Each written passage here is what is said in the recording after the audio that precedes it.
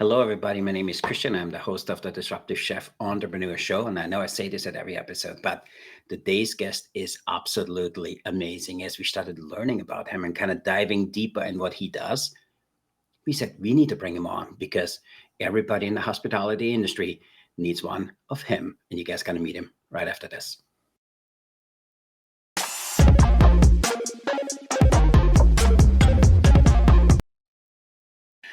Hello again. My name is Christian. I'm the host of the Disruptive Chef Entrepreneur Show, and I'm really excited for today's guest. As we learned about him and diving a little bit deeper into his content, we realized he's amazingly good in making leadership sound simpler. And he has some really cool strategy and techniques what he employs. And he also is the founder of the Academy of Excellence. I was sold. So we all need a little bit more of that. With that, everybody meet Mr. Rob Wentz. And thanks for being here on the show, Rob. Absolutely. Yeah, Christian, thanks for having me. And you said you always say at the beginning, this guest is absolutely amazing. Why would you not have absolutely amazing guests in your podcast, right? So everybody would be absolutely amazing. It makes sense. So for me, I was just, we spoke a little bit before this. So we, as a group, we hit 100 episodes. So we said we need to go and look outside. Who else can we bring into our fold to have our listeners to learn something new? And one of the names which always came up was yours. And then we kind of started going down the rabbit hole. We secretly, professionally stalked you, for the last few weeks. Right. Oh, this makes really sense. Oh, I know. Oh, we need to ask him some questions around that. And then we reached out to you and you were kind enough to say, hey, you want to come on the show? And we're really excited for this conversation. So with that, I want to say hello. Please formally let our listeners know where you're calling in from, what you currently do, and what inspired you to make a transition into broadcasting and especially around leadership coaching. For sure. So, I am from Altoona, Pennsylvania. They say that everything between Pittsburgh and Philadelphia is considered Pennsyltucky. So I'm right in the middle of Pennsyltucky. We're right in the middle of the state, about a half an hour from State College, Pennsylvania, which is like Penn State University. And I'm a leadership communication coach. So what I do is I help businesses, organizations, teams, and individuals communicate better. When you can communicate better, you become a better leader. People who communicate extremely well naturally will lead other people because most people can't communicate very well. And everything breaks down in communication. Every problem that we have, you can boil it back to communication, either with yourself or with other people. If you're very good at communicating with yourself, then you're going to be very good at communicating with others. If not, there's going to be problems and issues. And I'm a big believer in making your mess your message. Mm-hmm. So this was a mess for me in my life. Communication was a mess for me. That was a big issue growing up. I've always felt like there was a version of me inside of me that I didn't know how to get out. And therefore, I would communicate ineffectively, which led to so many different personal issues, relationship issues, professional issues, all sorts of different things. And over time, honestly, what had happened, and I didn't realize this. You asked about broadcasting. I've been in broadcasting since I was 15 years old. So when I was young, I wanted to be in radio, right? Mm-hmm. And I don't know why. My mom asked me, what do you want to do? When I was like 14 or 15, she said, Robbie, what do you want to be when you grow up? And I said, I either want to be a radio DJ or a professional wrestler, right? The professional wrestler didn't work out because I'm only 5'9" and 175 pounds. And the radio DJ did. She helped me get a radio job, and I started at radio from a young age. But I was also like, I didn't realize this at the time, but I got into radio to teach myself how to communicate, how to build self-confidence and self-esteem and things like that. I did not realize that at the time, and it took me many years to get clarity on, oh, wow. So the reason that I've been going through these things in my life, number one, because I enjoyed them. It was a fun profession to be in, but I really had to learn how to come out of my shell, and broadcasting really helped me to do that. I love that. And as we were diving deeper into your content and with the conversation today, you can use broadcast for our listeners here. What I loved about you and the reason we want to have you on, I can use kitchen, I can use hotel, I can use restaurant and start broadcast. And the message you send is absolutely perfectly fitting for our industry. I love that because, in the hospitality industry, we do a really amazing job communicating. We talk a lot, but we really don't say anything. And I also Mhm. love what you always say, to not just make your message, but if you peel it back, it comes back to communication. And that's one of the one my strong beliefs why our industry is struggling, because we so overrelated yet underconnected. And having those conversations is super powerful. So talk to us a little bit. What do you see, besides from your background, how you came up? What do you see some of the shortcomings or the challenges are in people communicating with each other? It really the problem, we all know people like this, and we probably are also people like this, that we love to hear ourselves talk. I like to hear myself say things, and so when we're meeting people, when we're talking to people, we're almost not listening to them. We're waiting until we can talk again, right? Mhm. We're listening long enough until I can talk again. And I see that as one of the biggest issues, and it's been around forever. People have talked about it forever, but it still is a prevalent problem. The more we can ask questions, there's something that I teach people that I work with, and it's the 6 attitudes of brilliant communication, and I call them the ABCs of leadership. And one of those attitudes is to be fresh. How can Mhm. you be fresh in communication? You literally ask questions and listen, and that's how you communicate. And this is backwards from how, when you're raised, you think what communication is talking to people, but really it's listening to somebody and asking them the right questions to find out things about them. So when we talk about like leadership and things like that, if you want to have a great relationship with your employees and with the people in your life, be genuinely, it goes back to Dale Carnegie's, Mhm. how to win friends and influence people. Be genuinely interested in other people, and be genuinely interested in helping them get what they want, and then you'll get what you want. And it's an oversimplified thing, but it's true. I mean, it's true. Like, if you have a heart to really want to help people, servant leadership, then you are going to be successful in what you do. So I boil it all back to that: asking the right questions to help people get the things that they want in life, and to help them find their strengths, help them to find what they're really good at, and how can they be in positions where they can use those strengths, and it's going to benefit everybody involved. I love that. I absolutely love that. So connect with what you said, that servant leadership, you called it the ABC of communication and leadership. So how important is leadership or communication in leadership in today's marketplace? Well, it's everything. I mean, personal. So leadership gets a bad rap too, right? Because when we think of leadership, we think of a boss or a manager or somebody telling other people what to do. And when I do like seminars and I ask people what they think a leader is, or ask them of an example of a great leader in their life, most people have a really hard time giving me an answer, because they've, number one, never had to really think about it. Number two, it's scary how few leaders we really have, because when you have a Yeah. leader in your life, you know who they are. They stand out to you because they're an outlier. Mhm. Um, and so I really, when I look at, what was the question again? How important is effective communication in leadership? Right. It's so important, because if we can't lead our own lives, we can't lead anybody else. Most people, I think, they shy away from being a leader because they don't want that responsibility. But if you think about it, in life, if you're not leading you, then who is? So if you Mhm. have somebody who is a manager or a boss in your organization, or just anybody that you work with, and their integrity is not in a place where they're leading their own life, then they're probably going to lead some people astray. So why is it important? I mean, it's important in business and hospitality and everything, because it's important for your personal life. And I can't disconnect the professional from the personal. So if I'm talking professional, I'm talking personal. You can't take one without the other, because you couldn't be a great leader in your kitchen or whatever it might be, but then be a scumbag at home, right? You can't be a terrible leader in an organization, but be an incredible leader at home. Like, those things will bleed over into themselves, in my personal opinion.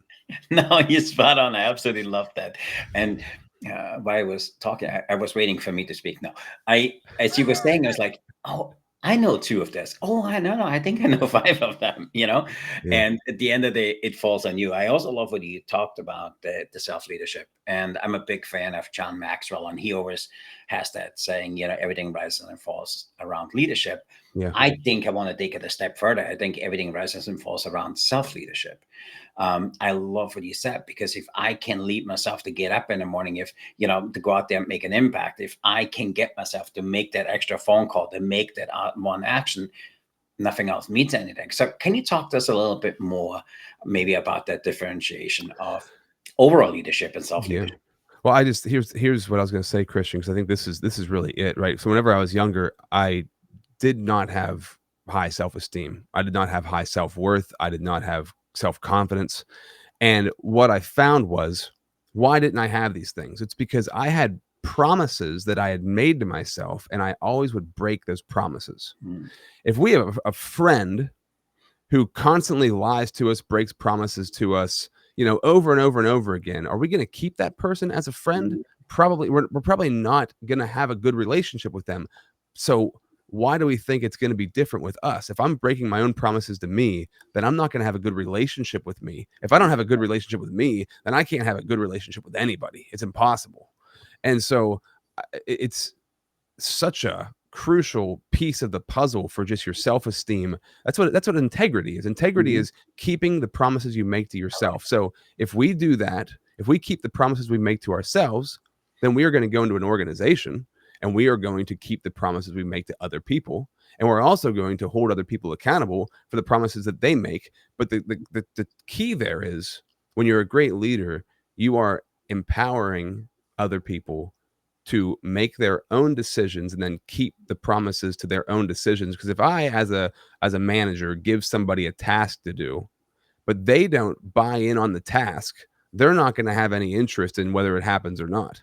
But Mhm. if I, as a leader, ask the right questions to get that person to make a decision on what they feel like needs to be done, they make the decision on what needs to be done. Now they're held accountable for their own decision because they set it and they've set themselves with a goal. I hope that made sense, but I think I, that's the absolutely. It's super powerful. Yeah. that's the biggest piece of the puzzle. But if I'm not leading myself well, I'm never going to be able to get somebody else to do that. Because if I'm not leading myself, then I'm going to be cutting corners at work because I'm cutting corners at home in Yeah. my personal life. I love that. And you have that innate ability to kind of break it down and make it sound so simple. And I want our listeners just to rewind for 2 minutes, go 2 minutes back and listen what he just said about self-leadership, because I honestly feel that's what's missing, not just in the day's hospitality industry. It kind of comes back to integrity, Yeah. because I love what you said. If I can do it for myself and I let myself down, I'm out of integrity. How can I be more intentional? How can I be more in integrity? And what you just said is really the key to do that.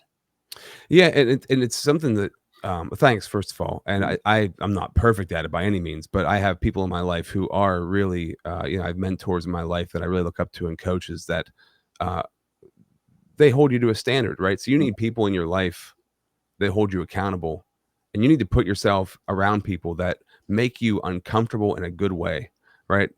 Because those people that make you uncomfortable in a good way are going to push you to be the best version of yourself. Mm. And you don't want to show up with those people and know that they're not falling short, so you can't fall short either. I find that to be so powerful. So if you have a leader at work, a boss at work, who you can tell, I have had bosses in the radio industry, they did not have personal integrity. You just knew, and so nobody else did, right? If they don't have it, then I don't need to do this stuff. They're not doing it, right? So we Mhm. need examples in our lives, and unfortunately, as we grow up, some people might have incredible parents or somebody great in their life who teaches them these things. Most people don't, so we have to have a desire to want to learn this for ourselves, or to just hope and pray somebody comes into my life that can show me this path. Yeah, I love that. And I think we all had somebody we worked for who was just like that. And in my case, that person, I loved what he did, because one of the things my dad always taught me is, hey, if you go and you want to work for somebody, you do three things. They have the kind of relationship with their spouse the way you want to. They live in the kind of house you want to live in. They drive the kind of car you want to drive. If they have all that, then interview. Otherwise, these people can't bring it to the next level. And this guy, the more I learned about him, he was I always called him, he was like a flag, wherever the wind went, that's where he went. But he had so little integrity. But in front, for the mass, when he was on the podium, he was this great guy, but he was anything like that. And so Mm. I always said, I can't work for them, because then I'm out of integrity. And for me, I always tell the story, if people know my background, I love what I did. I just didn't like who I did it for. And Yeah. that was really my beginning of what we do today. And I want to kind of, with that spirit, I want to dive in a little bit deeper. So you're in the broadcasting industry, you're obviously very good at. Where did that sense of entrepreneurship come from? What you just said, I was working for companies that they I did not I knew well, okay, how can I say this? I worked for companies that I knew if I stayed here, it wasn't gonna go anywhere. Like, I knew there was more for me, and I knew, like, because when I left broadcasting back in 2017, I was not the person I am now. I've grown just by leaps and bounds since then, since I've been on my own. Because what I love about going into entrepreneurship is you're forced into personal development, and the more you develop yourself, the more your business will develop. And I love that because you're holding yourself to the Hmm. fire. Um, so what led me away from those industries was, number one, radio broadcasting is an old form of media, Hmm. so it does not change well with the times. It's behind the times, so it doesn't pay as much as you'd want it to. And I just never felt respected on the level that I should for what I did, because I felt like I was very good at what I did. And I knew that, well, I don't know if I knew that I needed to get better, but I knew that there was more for me and that I had to go do more. So it was just like this internal thing of, if I don't get out of here, I'm going to die here and I'm never going to grow. And I can't really put that into words. I guess what I could say was, so we used to record commercials, right? Hmm. And so when you recorded commercials, if a commercial was going to be evergreen, which means that it ran forever, Yep. the end date was 12/31/37, which means in the year 2038 we were going to have to get a whole new system. And I thought to myself, dear Lord, if I'm still here in this room in 12/31/37 when we get these new systems, I am going to lose my mind. And I had friends in radio, because radio, for whatever reason, is it's up there with like truck drivers as the most Hmm. unhealthy profession, where it's very unhealthy people mentally and physically. So um that also was something. I had friends that were dying in like their 40s and their 50s and their Hmm. 60s. And I'm like, what is happening here? And so my mentality started to shift of like, I'm not, and this isn't a bad thing, because nobody I worked with was bad. I loved the people I worked with, but I wasn't like them. Like, I've got to do something different. If I don't do something different, I'm going to explode. And Hmm. so it was almost, and then I had my son, and that also pushed me even further to like know that I can't be the version of me that I am now. When he was born, I have to be a different version of me, because I had addiction issues and all sorts of different things. So it was a combination of a bunch of different things. But what you had said about working somewhere where you don't respect the leadership, that's what I was really feeling that was pushing me out. Hmm. I love when people kind of dive in a little bit in your content. You talk a lot about, in order for things to get better, you need to get better. You need to change your network. You need to become a mentor, and that was really powerful for me. I I called my mentor on the way home, and I said, "Listen, I love what I do. I have a cushy job. I just with I feel like so out of integrity if I take his message and I put it out to the marketplace." And he said something to me, which I remember the other day. He said, "Christian, it's really simple. You know what the right decision is, but I want to frame it to you differently." He said, "You don't want to have on your gravestone, he died at 48, but he was buried at 72. And Yeah. if this is not you, you need to make a decision." And for me, that was so powerful. There was some humor to that, but it's absolutely true. And for me, it was the best decision I ever made. So talk to us a little bit, where you feel the power of a mentor comes in, the power of having the right network, and in especially around leadership. You talk a lot about this. So help us understand, or the listeners understand a little bit, when you talk about mentorship, if you talk about network, what do you mean by that? Yeah, you really have to change your circle. I can remember, well, first of all, I feel like God calls us to adventure in life. Life is an adventure. So if we're living a life of safety and comfort, we're not being adventurous. And only, I mean, I guess sometimes really great things can happen when you're living in comfort, but really great things happen when you're being adventurous, when you're putting Mhm. yourself like out there, and you don't know the unknown, right? The wilderness of Mhm. like, I don't know what's going to happen here, but I know I'm supposed to be doing this. That's where amazing things come from. When I was like, so as far as like people, when I was like 18, I can remember I I had a couple of friends, but I didn't have many friends, and I was doing drugs, and I was like, I want to have more friends. That was literally my thought process. I need to have more friends. So I literally, anybody who wanted to be my friend became my friend. And so if you're doing drugs and you're looking for friends, you're going to find the wrong friends. Mhm. You're not going to find good friends. And so that was kind of a trajectory for me moving forward. And I don't want to, I'm not putting anybody down that I was or still am friends with, because nobody was bad. We just were all kind of lost, right? Mhm. But then as I got older and I got into, especially when I became an entrepreneur, I knew I needed to have a mentor. I kept hearing from leadership things like, you are the sum total of the 5 people closest to you, right? And so I kept praying and asking God, like, hey, just bring the right people into my life. And I hope that I'm paying attention enough to Yeah. like grab a hold of them. Recognize it. Yeah. Yeah. And so over time, I mean, in a short span of time, I live in a town like where I never used to think there was really many forward thinking people here, because that's because I wasn't forward thinking. So I thought Mhm. everybody in my town did the same thing.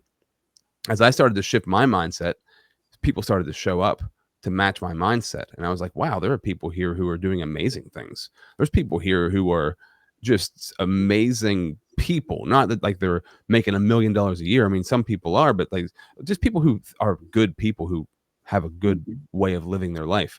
And I started gravitating towards those people. So I just started I can recall my first mentor, who's still my mentor, who I just went and saw a couple of hours ago today. My one friend said, hey, I have a friend of mine, his name's Ray. He talks about some weird stuff that you might not understand, but I think you should come check out the seminar. So I'm like, all right. So I go to the seminar, and he's talking about just things that leaders talk about, leadership principles and things that most people don't discuss. And I'm like, this guy, I've been praying about mentorship, and I'm like, this guy's the mentor. He's the dude. I know it. Yeah. So I approached him afterwards and I said, hey, Ray, would you be my mentor? I really need a mentor in my life. I need somebody to like guide me through what I'm doing. And he was awesome. He said, yeah, we worked out a payment schedule and all these sorts of things. And I don't think you always have to pay mentors. That's a decision, I guess. It depends on the situation. I used to pay him. Now I don't pay him because we're such good friends. It became like more of a friendship. But that was kind of how that happened. Is I noticed I need to be around this guy more. And then other people in my life that I also like really looked up to. Okay, this person is amazing at this one thing. I need to be around them more. Like somebody who's really amazing with their family. Like I need to kind of understand, how do they do so well with their family? How do their marriage is really good, or they have a great relationship with their kids or whatever. And then just stay connected to them, stay close to them. And how do you do it? You just, I don't know. I think you just look for the people that you really, like I said before, you're intimidated by them, but in a good way. Like Mhm. when I was doing drugs and stuff, there was people that I was intimidated by, and there was a reason to be intimidated by them because they were scary, and like they were probably already in prison or had been in prison or whatever. That's not a good intimidation. But somebody that you see that is super, like they're really successful, and you feel like out of their league, but they're such a nice person. You like want to be around them, but it also makes you feel a little bit inferior. Those are the kind of people. Mhm.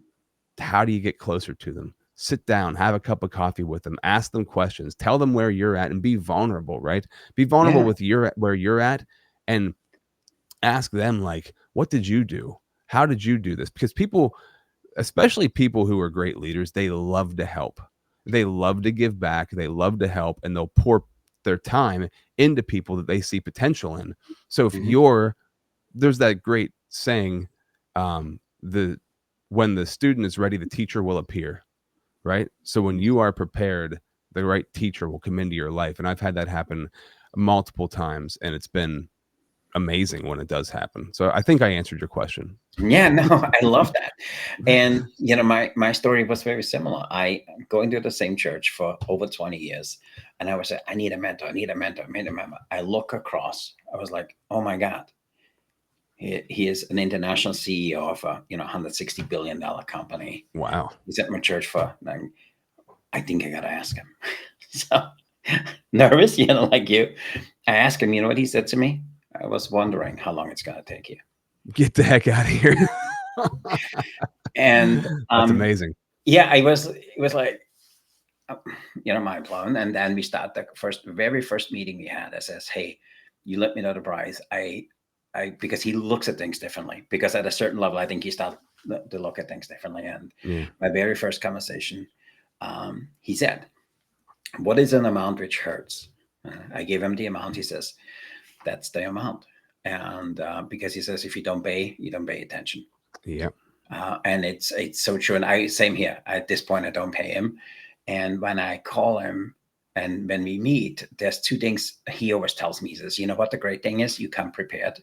And number one, even if you don't believe, he says, believe me, I can see if you have doubts when I tell you to do something, you're doing it anyway.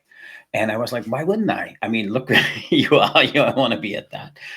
But you talk about, I love that, when the student is ready, the teacher will appear. But how do people keep themselves open to that? And that I want to lead into the next question, because you talk so much about fear. You talk so much about self-doubt. I've been there, and I still struggle with that. And how do you make yourself open? How do you prepare yourself to be that student, to find that teacher? Because fear is a really evil villain, and it has the opportunity or the techniques to show up when you least expect it. And the same is self-doubt. So how do you work through it, and how did you master that? I guess it's a couple of different things. Number one would be my relationship with God, right? So prayer time, spending time with God, and that quiet place of just filling myself up. So I feel like, at least with me, I wake up every day kind of like Groundhog Day. I'm like, I wake up and I'm like, I don't feel like doing this. I don't feel like doing this today. I'm tired and blah, blah, blah, blah, blah. So I know I have to go reset. And so resetting for me is, getting in my word, praying, spending some time with the Lord. Then it's also, I have to exercise at some point during the day. When I don't exercise, I just feel off. And I think that's another thing too, for most people. Exercise doesn't have to be, hey, I'm going to go to the gym for an hour. No, it's like I wake up, I do 50 push-ups, I do 50 squats. Like that can be a workout, right? Yeah. That can be it doesn't, we have these misconceptions of how things have to look, but like when I like exercise throughout the day for like maybe 30 seconds at a time if I don't have time, right? But that gives me, when I feel good, I think better. When I feel good, I also look at myself differently. So if I don't exercise for a while and I look at myself in the mirror, I'm like, boy, I'm really falling apart. When I do exercise every day, I'll look the exact same in the mirror, but I'll be like, man, I'm looking pretty good. It's just mental. And I've realized this over the years. Like these are like little mental things. Another thing that I have to do is reach out to people. Something that helps me so much is when I have somebody on my mind, I'll pray for them, or I'll shoot them a text, or call them, or leave a voice memo and just encourage somebody. So encouraging people is incredibly helpful. That's something for me that always keeps me in an elevated state. Going outside is something that keeps you in an elevated state too. So movement, right? I've always loved Arnold Schwarzenegger. He's an incredible documentary right now on Netflix. It's a 3-part series. It's really good. Everybody should watch it, just to learn from somebody who's the guys talk about somebody who had a lot of vision for their life, and nothing would stop them. And did he have problems? Yeah. Did he make mistakes? Of course. But his story is incredible. And one of the things that I find so powerful from Schwarzenegger was, no matter what happens, you just take action, just move forward. There's no time for wallowing in the things that happened in the past. Doesn't mean you weren't affected by them. Doesn't mean they didn't bother you, or, whatever, but you just keep moving forward. So I have a slogan that I use when I work with people and for myself. It's WMNNMW. We move now, no matter what. So no matter what's going on, no matter what it is, you have to move forward.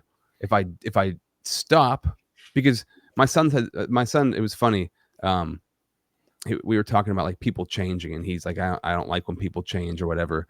And I said, well, everybody's changing. We're all changing all the time. There's no standing still. I don't know if he got it or not. I think he will one day. But if you're standing still, you're falling backward. Hmm. It's an illusion standing still. Like you can't just stay the same. Like you're either getting worse or you're getting better. You Yeah. have a choice, one or the other. And so I look at that. That might be the main thing right there. How just tiny little things every single day, and the most tiny decisions you can make are what you're thinking and changing Hmm. your thoughts, right? Because they say like 80,000 thoughts per day. Over 90% of those thoughts are the same exact thoughts day in, day out. So that's where you can start Hmm. replacing those thoughts and catching them. So when you catch yourself judging somebody else, or you catching yourself judging yourself, putting yourself down, whatever it might be, take a second to replace that thought. No, I don't like that thought anymore. I'm going to put a new one in. And it's not Hmm. easy all the time, and you're not going to catch every thought, but you'll build a pattern of replacement that over time can change everything. Yeah, I love that. That's super powerful. There's some really great nuggets in there. I wrote down, hey, we move now, no matter what. It's just this little thing. I absolutely love that. I'm also a big believer on changing your thoughts, because when you start thinking differently, you start acting differently. If you act differently, you have different outcomes. Yeah. And that whole idea, if nothing changes on the outside, you need to start making changes on the inside. And that was, for me, always a driving force. If Rather than getting frustrated around that things didn't change, it was like I looked inward. Hey, how do I need to make some adjustments, or just realign in what I do? And for me, that's also so powerful what you teach with your Academy of Excellence. So talk to our listeners a little bit about what is the Academy of Excellence? How do you support the communities, and what do you do with that in the marketplace? Yeah, it's just helping people be better, because excellence is a big word, right? Hmm. So to be excellent is like, wow, that seems like a lot. But we should all be striving to be excellent. I want to be excellent in just as a human being, but I also want to have something that I want to find my thing and be really excellent at my things. Hmm. We are all given specific gifts in this life, and if you spend some time figuring out what those gifts are, then you know what they are. And when you know what they are, so now how do I use them every single day? So for me, it was broadcasting, right? Like I knew I was good at communicating, talking to people, and broadcasting. So why am I not doing that every single day in some way, shape, or form? And so the Academy for Excellence, really, it's just helping people hone in on the thing that they are really uniquely gifted to do, and how can I do more of it, Yeah. and then supporting each other in that, right? So along with the Academy for Excellence, so I do leadership coaching, communication coaching, but I also, since I love broadcasting so much, I love helping business owners and people who really want to become the thought leader, the expert, or the authority in their space, help them do that through podcasting. Christian, obviously, you know this. Podcasting gets you connected to incredible people. It makes you the authority in your space. You can monetize it. You can get incredible leads and clients from podcasting. You also can connect people together at such a high level, and you Hmm. build you something that nobody talks about when it comes to podcasting. This is what I love: is it teaches you how to be a really good communicator, Hmm. right? Because you have to listen, you have to pay attention, you have to be able to steer a conversation. So you build these like very valuable skills that at any other time it's kind of difficult to build them, right? Because podcasting is a unique area where it's not, if we were having this conversation right now and we were at a coffee shop or even at my house, I could be distracted by something, you could be distracted by something, and it wouldn't matter all that much. But if we're on this podcast, I can't be distracted, Yeah. you can't be distracted, and make this really good. And I love that about it, man. So I love to teach people that. And so the Academy for Excellence in general is helping people find that thing they're excellent at and bring that out of them. But everybody needs to be really good at communicating, Hmm. because it is the centerpiece for everything that you'll do in life. Because that's what we do. We communicate, Mm. you know, Yeah. or at least most of us do, or we should be. We trying. And for me, but that's so powerful in your message. And again, to our listeners, I want to go back what he just said when he talks about broadcasting and he talks about podcasting and the things he talked about, put in what we do in the hospitality industry every day. And for me, as I started reading about your content and listen to what you talk about this quite often, that communication is the key of all. And for me, if I go back the 5 things I had a challenge in my organization or for my clients, when I peel it back, I think of you because you're absolutely right. It starts with communication. Somebody said, "Oh, I meant to say, my intention was," but they Yeah, never said it. And it has that ripple down in effect. So for me, I love the message you put out there. I love the idea of the Academy of Excellence because we all need a little bit more than that. And for me, it becomes almost like that Northern Star. We all need a little bit more excellence in what we do. And for me, excellence is being intentional, having intentional conversations, having intentional actions, what I take in the marketplace. And for me, I think that's just so powerful in your teachings and what you do. So I'm really excited to. By the way, we need to do a 2.0 conversation of that. But I for also sure. And I my need to have last you on my question. podcast.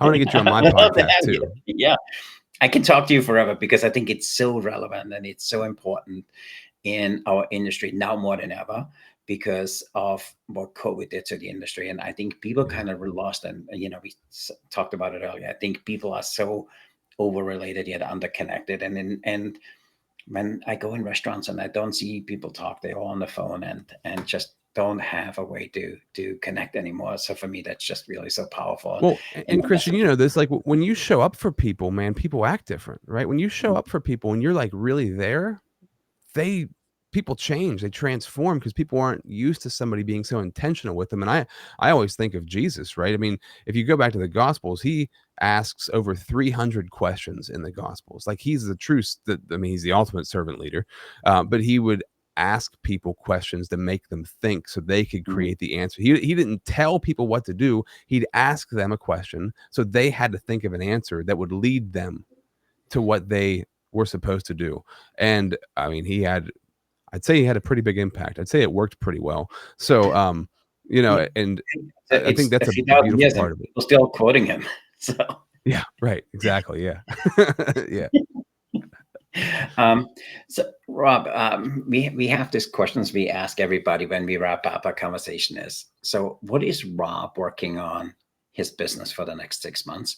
And for me, that's crucially important because there's people working in the hospitality industry, things what's important to put out there. But also, what is Rob working on, Rob, for the next 6 months?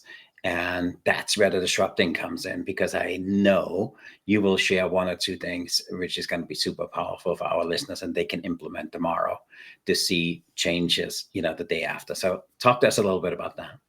Yeah, what I'm working on in my business right now for the next 6 months really was that whole thing I was talking about with helping Mm, business leaders create content that makes them the thought leader in their space, right? So I love that so much because it's so fun, and I've never met. I put a post out on Facebook a little bit ago, and I just asked the question: if you had a podcast, what would it be about? And it had like close to 200 responses. And what it made me realize was everybody loves everybody has their favorite podcast or their favorite YouTuber, and everybody thinks, man, I could do this.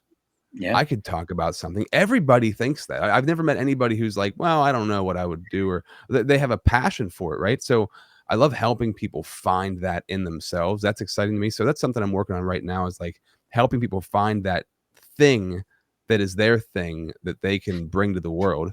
Um, and as far as me personally, what am I working on? Well, oh my gosh, there's like an endless list of things I'm working on. But um, for me personally, biggest thing right now is balance. I know the word's harmony. So I have a newborn, a month old. He's almost a month old. His name's Alexander. Congratulations. And so when you have a newborn, your life is, everything's in flux depending on how things are going. You know what I mean? Like, so I'm learning this harmony of like, I work from home. My wife works from home. our son is at home, so there's like a lot of I'm a creature of habit and routine. Can I be okay? How can I find harmony without my routine being broken? Yeah. And I think it's really healthy, right? I think routine is a good thing, but it's really healthy to learn how to have harmony when your routine is all out of whack. And so right now in this season, that's the biggest thing that I'm learning. That's going back to the workouts, right? I can't go to the gym right now all the time like I want to. So I have to do these workouts at home. And I might not have an hour to work out. So I'll work out for 5 minutes here, 10 minutes there, go for a bike ride, whatever it might be. But just kind of like finding harmony. Cause I recently interviewed Ivan Meisner, Dr. Ivan Meisner, who's the founder of BNI, Business Networking Mhm. International. He's a billionaire, amazing guy. I interviewed a billionaire off my list. That was cool. But he was all about work. He hates the term work-life balance. He loves the term work-life harmony. So being where you are, wherever you're at, actually be there. And I thought that was really great advice. So that's since I interviewed him, I really started looking at that concept of harmony, and that's what I've been working on. I love that. So good. I love this conversation, and I can talk to you forever. But Same here, man. Thank you. before we let you go, tell everybody, how can people learn more about you? How can they learn more about the Academy of Excellence? Where can they consume your content? The best place to go is my website, leadimpacttransform.com. So if you want to learn more about what I'm doing, go to leadimpacttransform.com. And if you want to just connect with me, just go to Facebook, Rob Z Wentz. Send me a friend request, DM me. I love just meeting new people and making those connections. And if you want to see what I'm doing, that's probably the best place. I love that. And I'm testament to I reached out to you. You actually responded. So we appreciate that. Sure, So man. with that, if you up for it, we want to play something we call rapid fire question, food service edition, Yeah, let's do it. because we know everybody has a little bit of culinary desire in there. And for you, we're looking at you as our culinary constable. So if you're up for it, let's play it. So the way it works is we have 25 questions. The team creates them new every week. You have the brand new set of questions. I ask you for a number between 1 and 25. I read out the question, and then you can give your answer. Good? Yep, we're good. Okay. Give me a number between 1 and 25. I'm going to go with 25. Ooh, 25. Oh, that's an oldie but goodie. Pineapple on the pizza, yes or no? Oh, of course. I love pineapple on pizza. It's amazing. You started out So so strong. There's a whole movement to get the pineapple off the pizza. really, No, I love a pizza. That's oh man, that is funny. I love like the Hawaiian style pizza, so I'm all about it. that's awesome. Okay, next number between 1 and 25. Well, let's go with 1. I'll go to the other end. Oh, what is a kitchen gadget which is way overrated? A kitchen gadget that's way overrated. Hmm. Kitchen gadget that's way overrated. Well, that's a hard question. I was gonna say like I think the toaster oven. That's overrated. I find the toaster ovens to be ridiculous. That's the perfect answer for me. I've never understood toaster ovens. They take up a lot of room. And why don't you just have a freaking toaster? Just buy a toaster. What's the toaster oven doing? So, I don't know. and That's that's me. actually number 2 in our poll is the air fryer / toaster oven. The Oh, number okay. 1 thing which needs to go for our guests we had was the garlic press. So we had a public barrel of the garlic press because nobody wants it. Give me a number between 1 and 25. Okay. 17. 17. Have you ever made a dish which was crap, but you try to pass it off as gourmet? Oh, none of my dishes are gourmet. That's for sure. And I've made a lot of crappy dishes. I can't really. No, there's no good examples there. I've never made a gourmet dish. I don't think, but everything's edible, so that's Okay. good. Good. It's not something. Oh, I seen it. Gordon Ramsay does it that way. Give me another number between 1 and 25. 9. 9. If you could only cook with one ingredient for the rest of your life, what would it be and why? Oh, whoa.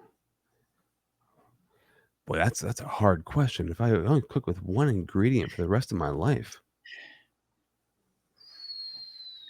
What is that one thing you could put into anything and it makes it amazing?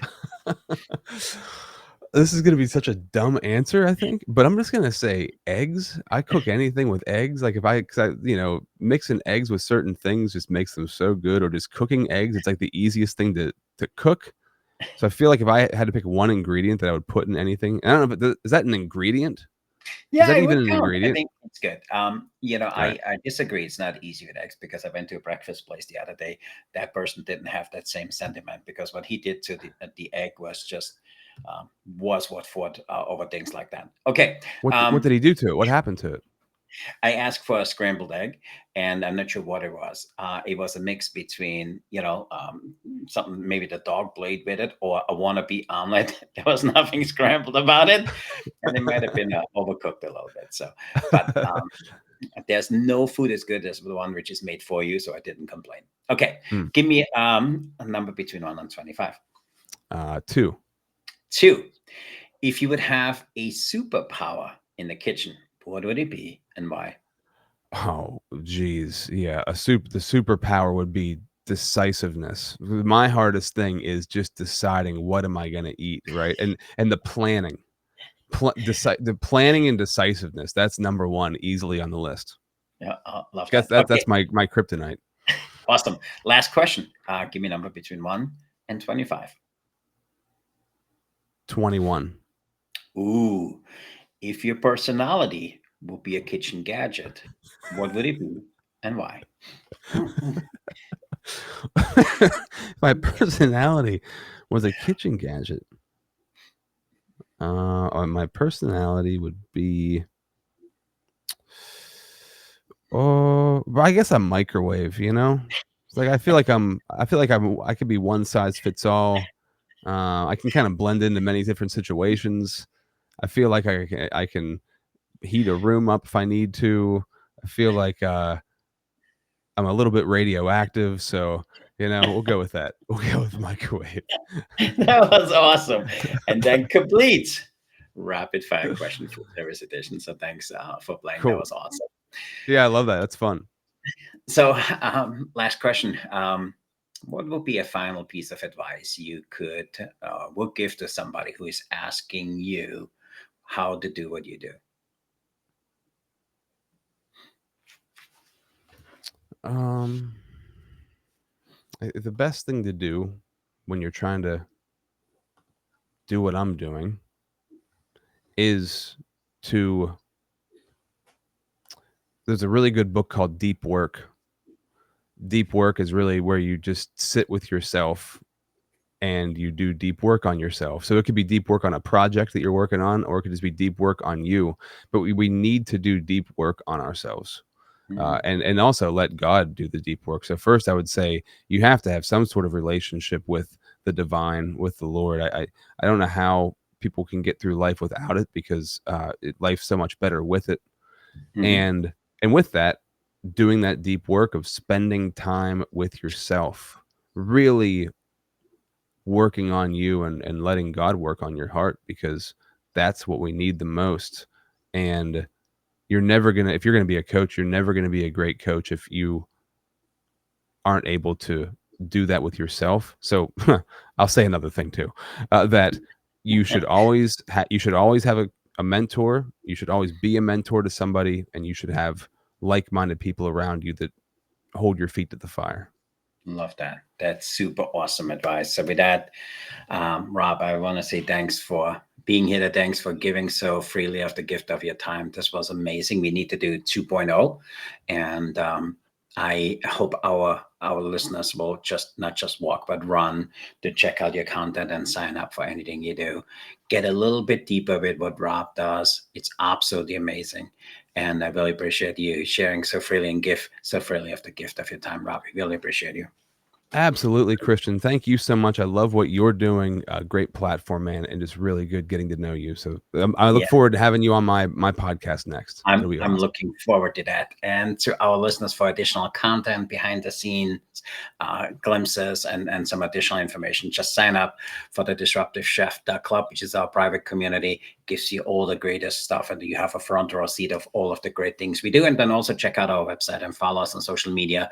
You will always know who we have as our guest and what we do. So with that, until next time, remember to disrupt your kitchen, fire up your career, stay hungry for change. I'm Christian, your disruptive chef, entrepreneur, host. I'm here with Rob. We are signing off. That means we are out of here. So be the challenge, be the chef who sets the world on fire. With that, everybody, go out there and stay disruptive. So Yeah, that was awesome. Thank you, Rob. We appreciate it. And we need to do 2.0. absolutely.